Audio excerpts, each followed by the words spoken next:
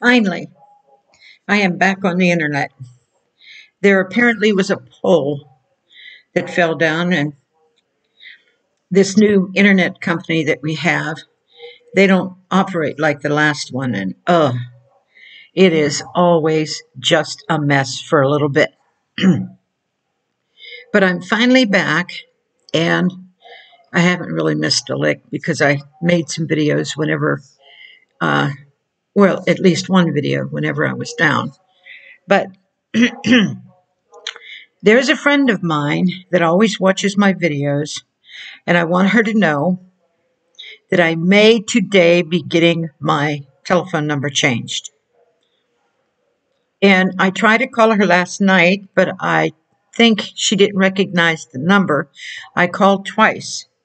If I call her and then I immediately call back the second time, hang up and call back the third time, then you'll know it's me with the new number. I'm not going to easily give out the new number unless we can get a deal with the telephone company to get the same number. Now, I don't know if I can or not. Maybe I will, maybe I won't. But at least my friends will be able to get me, because after I get my number, I'll give it out to everybody that knows me. But I will tell you, a lot of people say, well, they don't know what they would do if they had to depend on the telephone or depend on the internet or depend on this. Because I have the Lord, I know what to do, and it's fine. My only concern is I did not want this precious friend of mine to think something was bad wrong. But then she knows the Lord enough that I figured she has wisdom to know it's probably something I can't help. But now she'll be able to see that if I have a new number, I will send it to her by Gmail or by whatever. Or I will call her 3 times in a row. maybe more, maybe less, but it'll be in a row. That was always my husband's and I signal that he hated answering the phone, so he would say, we'll call back the second time immediately and I'll know it's you. So anyway, we have things happening today. We're getting a new lawnmower, of course, because we have enough acreage to mow the lawn. And we have to get new phones now because the person, my phone was in my daughter's name, and the person that was partners with her is no longer carrying us, apparently, because they cut us off without warning. So, I would like to keep my same number if I could, so I'm praying for that. But if it changes, then I know it's God's will. Anyway, I do have a video that I would like to put out that really is informational. And there are so many that are informational. But this is more of a personal video. I have to say this. I've taught never be motivated by fear. Never be motivated by anything other than the motivation of what God tells you to do. Well, I am a human being, and I was so concerned about not talking to my friend because every night she reads me the Bible and I pray with her every night. And last night was the first night I couldn't even reach her to tell her I can't.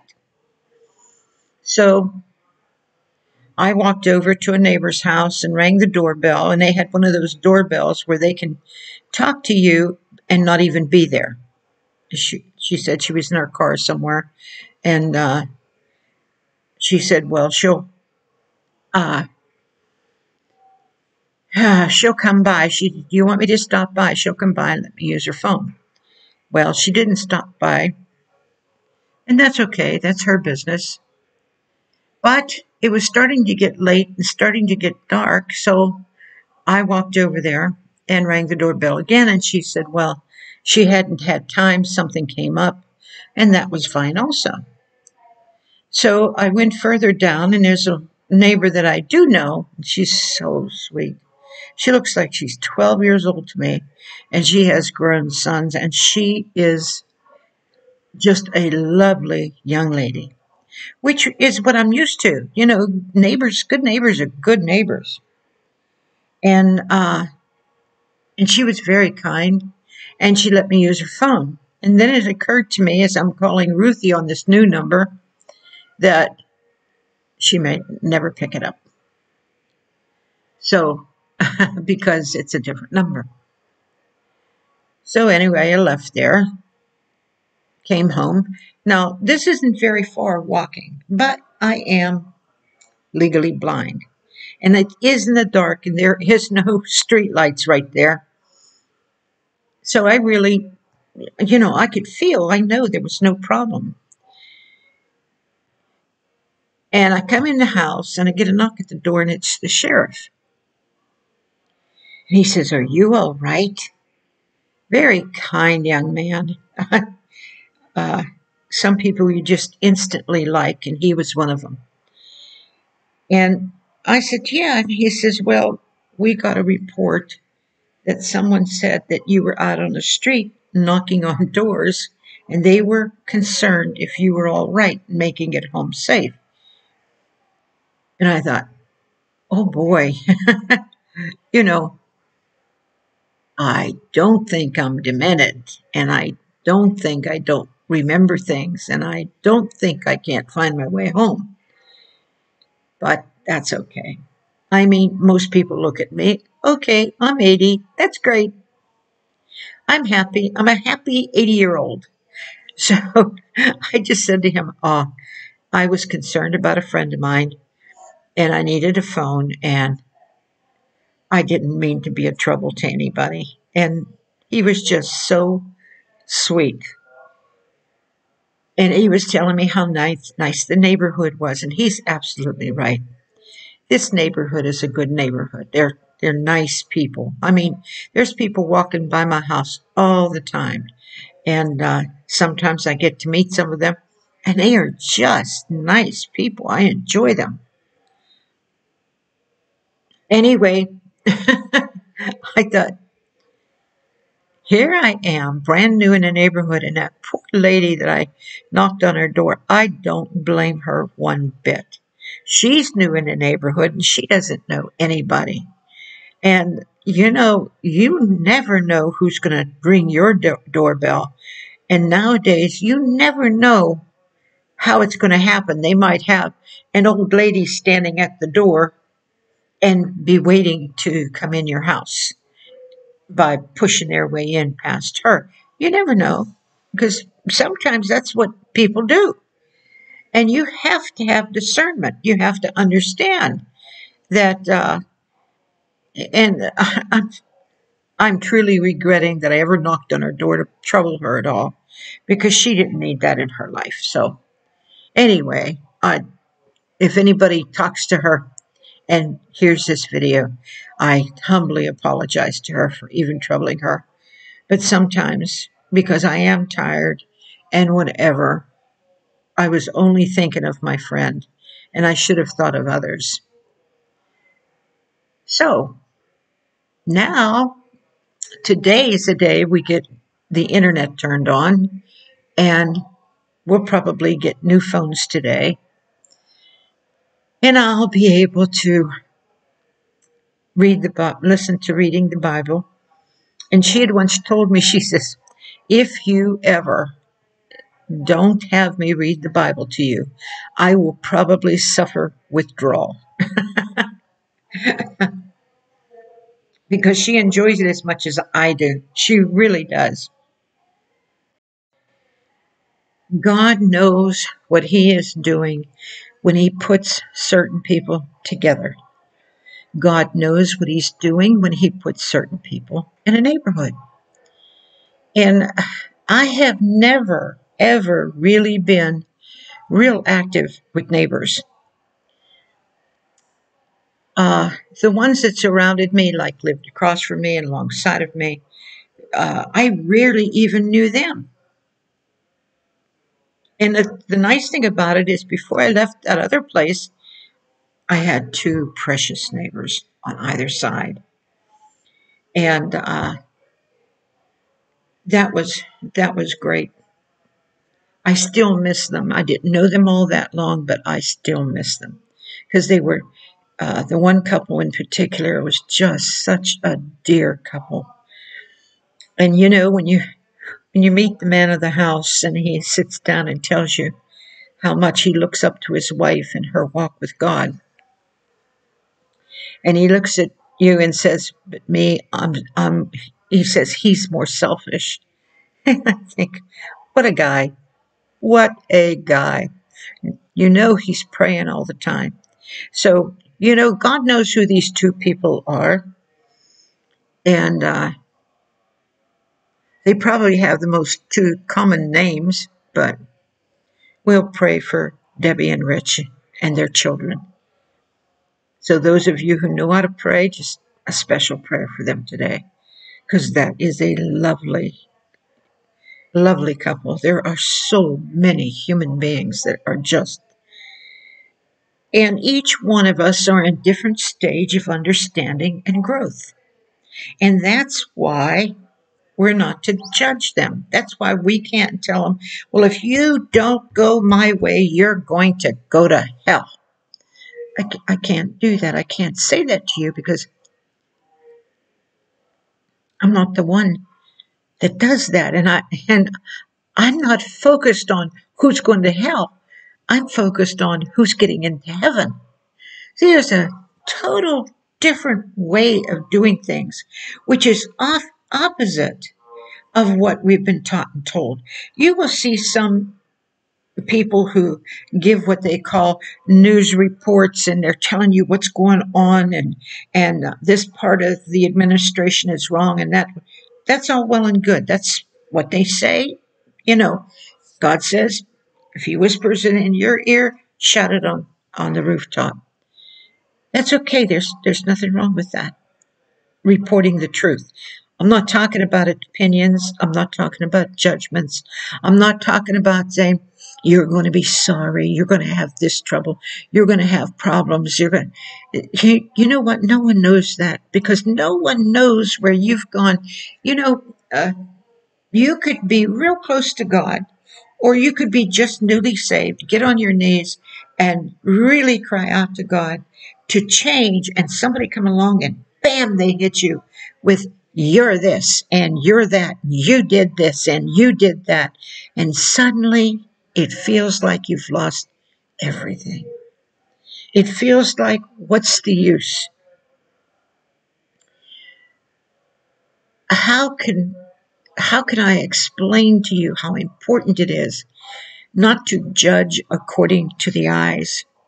Because there are some people who were born into life that don't know what you know, never read the Bible, never even heard of it. You say, that's impossible. No, it's not. It's true. I was one of them. So I know. And I needed help desperately. But nobody ever, ever talked to me like that. And nobody ever, ever prayed for me like that.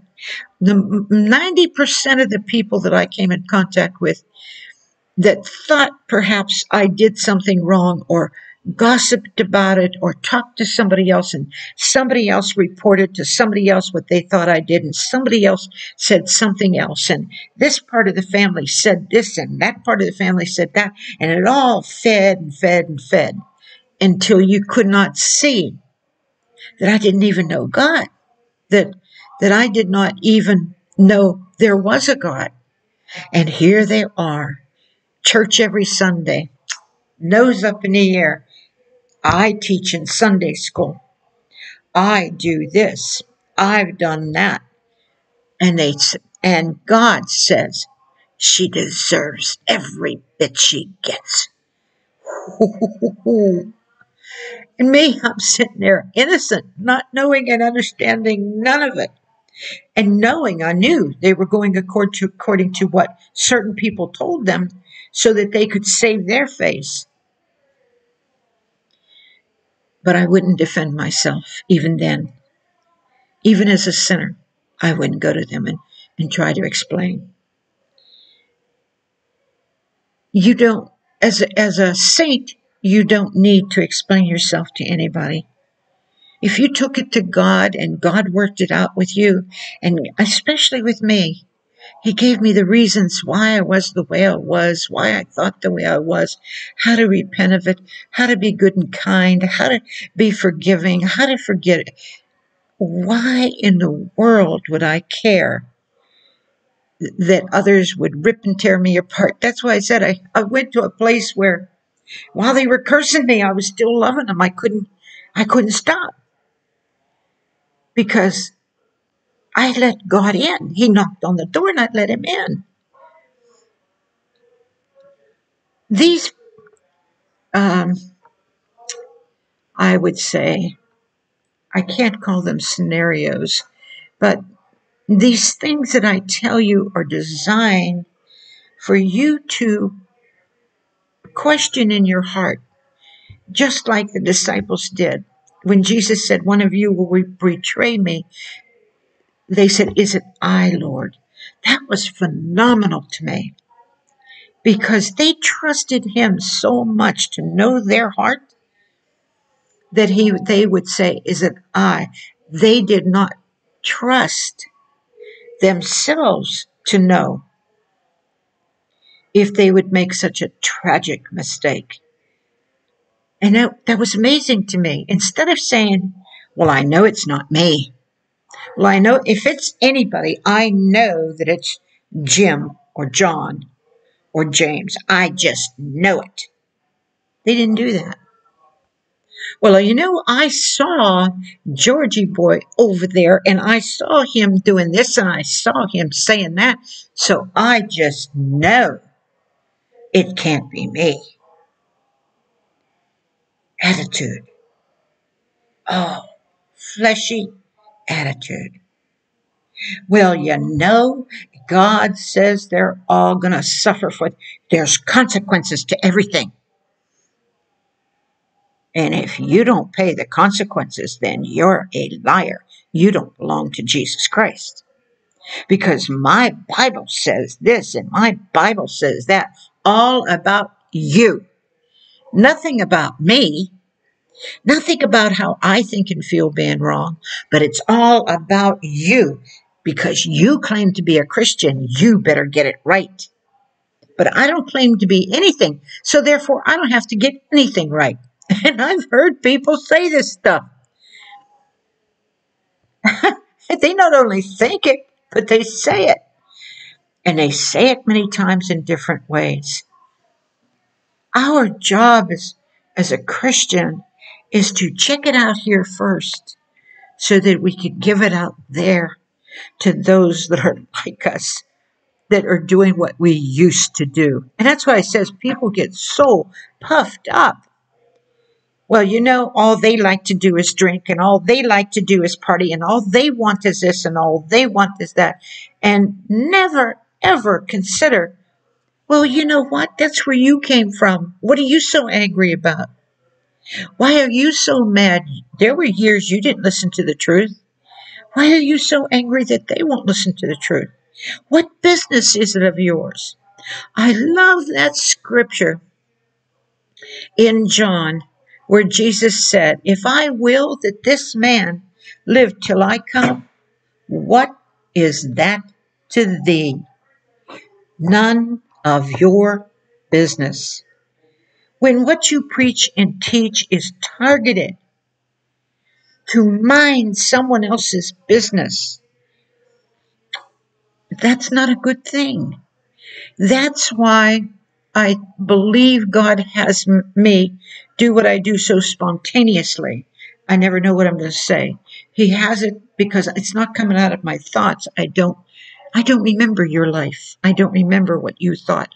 I don't remember what you said. I don't remember those things. Unless I say to you, well, this is for so and so. And it's usually out of love. It's usually to tell them that they're loved. There's not a greater love than to tell you and correct you. My goodness, when God takes the time to reveal to you the right path, and this is the way He usually does it. He goes, this isn't me. Don't go here. Go here. He doesn't say, you never should have done that. He doesn't do that. He's not like that. He doesn't take you and rap you across the head and say, see, you got what you deserve. That's not God. The clue is, can't you see the difference? Can't you tell the difference? Well, I didn't intend to say all this stuff in this tape, but I did want to get a message across to my friend that I'll probably Gmail very soon. And when I say that I love you and that I'm praying for you, I do love you and I am praying for you. But I'm not praying for God to teach you lessons by harming and hurting you. I'm not praying that God pull you down and stop you dead in your tracks and smack you good and hard. I'm not praying that way. I'm praying for the love of God to reach within your heart, to tenderize it towards Him, to love Him so much that you would never do any of those things, not just with Him or His people, but with anybody, no matter who it is. And I did want to give a special thank you to that young lady. I really don't know who she was, because she cared. She cared enough to get in touch with someone. And I appreciate that. And I'm thankful for that.